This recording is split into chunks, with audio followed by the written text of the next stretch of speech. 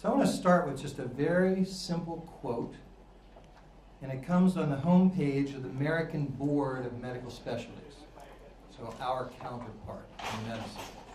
The American Board for Medical Specialties, recognized as the gold standard in physician certification, believes higher standards for physicians means better care for patients. We will be crafting our version of that statement for the homepage of the National Board for Professional Teaching Standards. What I hear in that statement is that certification is the medical profession's assurance to the public that this is an accomplished practitioner. And since they believe that certified physicians make a difference in patient care, you must conclude only one thing. You have to have as many board-certified physicians as possible. That's how it works.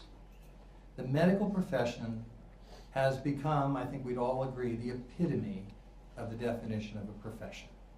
It's not perfect. It never will be perfect. Human endeavors cannot be perfect. But medicine is as good as it gets. And in 1987, when the founders of the National Board came together to create this organization, they had in mind the medical model.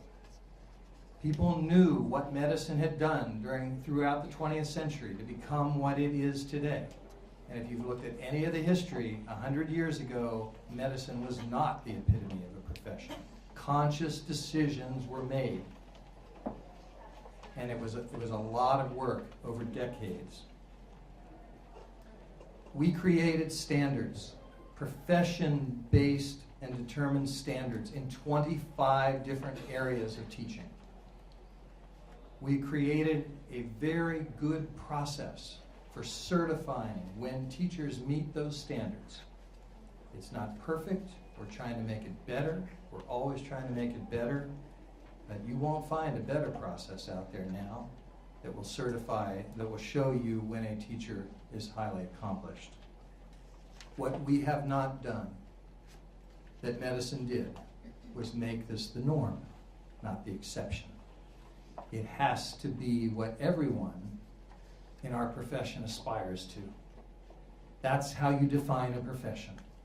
Professions are not led by an elite group of Navy SEALs. A profession means across the board you have accomplished practitioners. That's what we have to strive for. We're proud of the 106,000 board certified teachers who are out there now. I've got 18 of the best ones right here on either side of me, and you're going to hear from them in a minute. But that's 3%. And that means that most children in this country will never sit in a classroom with a National Board Certified teacher. If only 3% of our physicians were board certified, we would not have the quality of health care in this country that we have today. We're proud of Wyoming, 7% of the teachers. Mary has bigger aspirations for that. She's only about growing that number.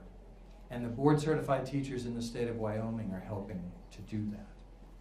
What we want to talk with the members of the House and the Senate who have lived this experience themselves as physicians, we think that they are in a great position to understand what we're trying to do to help teaching get to the same place.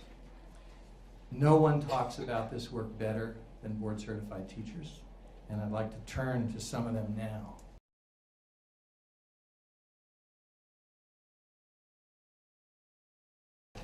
Well, I'm Jeff Wright. I teach physics at Vail High School in Louisville, Kentucky. And I guess after teaching 25 years, one thing I realized is if I was going to be a lifelong educator, I had to be a lifelong learner. And so I wanted to get involved with interns and first-year teachers and also mentoring national board teachers. And what I found out was that the teacher training didn't really focus on student learning. It was a lot about higher content. And the only thing I was ever going to do with a class like modern nuclear physics was understand Sheldon on the Big Bang Theory. And so I knew that it had to be more than that. And so without the skills that these teachers needed to, learn as far as instructional techniques or assessments and analysis, what we were finding out that after the first year, the teachers would get up and just shut their door. There was no collaboration. And Kentucky lost 31% of their teachers after the first year. After 3 years, we lost 49% of our teachers. And so it just wasn't working. And so what we needed was a system that really promoted professional development, where we collaborate and stick together.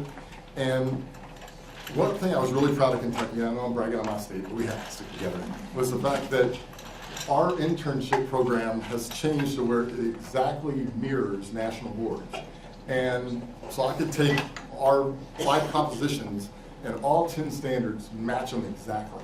And we're not having that problem anymore. After just 3 years of change, our first year teachers are really sticking it out, and we're seeing a really union between teachers like me that have been around for 25 years, now pairing up with the new teachers coming in, and I'm learning a lot. There's still some needs, though, that I think we need to make. I think we align our best practices really, really well with national boards. One thing I would like to see, though, is that in the medical field, when a person goes to learn medicine, there's a nationally board certified doctor that's teaching them. Well, in our colleges, we don't have that much, and I would like to get those national board teachers in the colleges. Kentucky's doing a pretty good job now at making the license requirements match up with national board, but we don't have a residency program. After the first year, there's not that continuing where we're going to stick together for 4 years and make sure that after 4 years of learning through experience together, that's how we get licensed. So that's what I would like to see us constantly develop.